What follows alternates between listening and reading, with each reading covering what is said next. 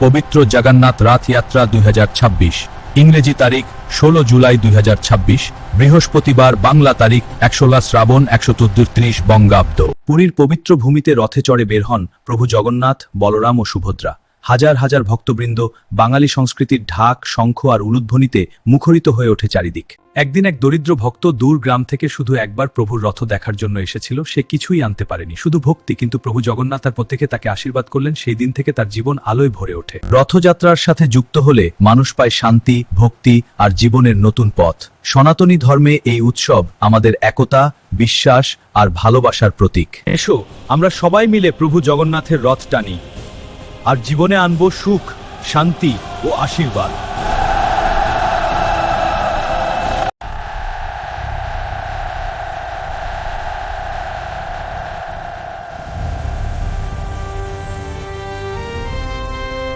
পবিত্র ফেরা রথ, 25 জুলাই 2026 শনিবার। প্রভু জগন্নাথ ফিরছেন নিজ মন্দিরে।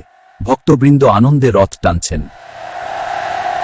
যে ভক্ত এই ফেরা রথে অংশ নেয় তার জীবনে আসে শান্তি, সুখ ও আশীর্বাদ।